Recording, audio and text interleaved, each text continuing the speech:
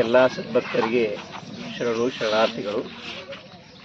ಕರ್ನಾಟಕ ಇದೊಂದು ಪುಣ್ಯ ಭೂಮಿ. ಅದರೊಳಗೆ ವಿಜಯಪುರ ಜಿಲ್ಲೆ ಅಂತಂದ್ರೆ ಭಕ್ತಿಯ ನಾಡು.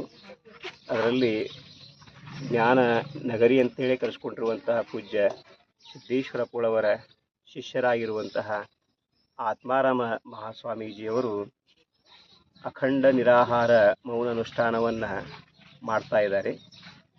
ಎಲ್ಲರೂ ಅನುಷ್ಠಾನ ಮಾಡ್ತಾರೆ, ಆದರೆ ಹಣ್ಣು ಹಂಪಲ ಹಾಲುಗಳನ್ನು ತೆಗೆದುಕೊಂಡು ಅನುಷ್ಠಾನ ಮಾಡುವಂಥವ್ರನ್ನ ನಾವು ಭಾಳ ಜನ ಪೂಜ್ಯರನ್ನು ನೋಡ್ತೀವಿ. ಆದರೆ ಬರೀ ನೀರಿನ ಮೇಲೆ ಅನುಷ್ಠಾನವನ್ನು ಮಾಡುವಂಥ ಪೂಜ್ಯರು ಯಾರಾದರೂ ಇದ್ದರೆ ಅದು ಆತ್ಮಾರಾಮ ಸ್ವಾಮೀಜಿಯವರು.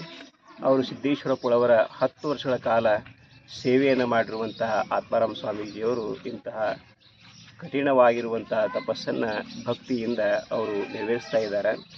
ಈಗೆಲ್ಲ ಜಾತೀಯತೆ ತಾರತಮ್ಯ ಸಮಾಜದಲ್ಲಿ ಒಡಕು ಭಾಳ ಆಗಿದ್ದಾವೆ. ಅದರ ಮಧ್ಯೆ ಏನೈತಲ್ಲ, ಏಕತೆ ಬರಬೇಕು, ಸಮಾಜದಲ್ಲಿ ಸಾಮರಸ್ಯವನ್ನು ಮೂಡಬೇಕು. ಈ ಒಂದು ಉದ್ದೇಶ ಇಟ್ಟುಕೊಂಡು ನಾವೆಲ್ಲ ದೇವರ ಮಕ್ಕಳಾಗಬೇಕು ಅನ್ನುವಂಥ ಉದ್ದೇಶ ಇಟ್ಟುಕೊಂಡು ಪೂಜ್ಯ ಆತ್ಮಾರಾಮ ಸ್ವಾಮೀಜಿಯವರು ನೀರಿನ ಮೇಲೆ ಸುಮಾರು ಒಂದು 12 ದಿವಸಗಳ ಕಾಲ ಏನೈತಲ್ಲ ತಪಸ್ಸನ್ನು ಮಾಡ್ತಾ ಇದ್ದಾರೆ, ಅನುಷ್ಠಾನವನ್ನು ಮಾಡ್ತಾ ಇದ್ದಾರೆ. ಅದಕ್ಕೆ ಅಂಥ ಅನುಷ್ಠಾನವನ್ನು ಮೂರ್ತಿಗಳನ್ನು ನೋಡೋಕೆ 3ನೇ ತಾರೀಕು ಬೆಳಿಗ್ಗೆ 8 ಗಂಟೆಗೆ ಮಹಾಮಂಗಲ ಇರ್ತದೆ. ಅವರು ಅನುಷ್ಠಾನದಿಂದ ಹೊರಗೆ ಬರ್ತಾರೆ.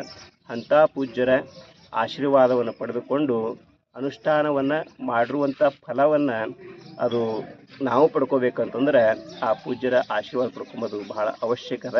3ನೇ ತಾರೀಕು ಬೆಳಿಗ್ಗೆ 8 ಗಂಟೆಗೆ ತಾವೆಲ್ಲ ಗುರುದೇವ ಆಶ್ರಮ ಕಕ್ಮರಿಯಲ್ಲಿ ಬಂದು ಪೂಜ್ಯರ ಆಶೀರ್ವಾದವನ್ನು ಪಡೆದುಕೊಂಡು ಪ್ರಸಾದವನ್ನು ಪಡೆದುಕೊಂಡು ಅನುಭವವನ್ನು ಕೇಳಿ ತಮ್ಮ ಜೀವನವೆಲ್ಲ ಪುನೀತವಾಗಿ ಪಾವನವಾಗಿ ಮಾಡ್ಕೋಬೇಕಂತ ಹೇಳಿ ತಮ್ಮೆಲ್ಲರಲ್ಲಿ ವಿನಂತಿ. ತಮಗೆಲ್ಲ ಶರಣು ಶರಣಾರ್ಥಿ.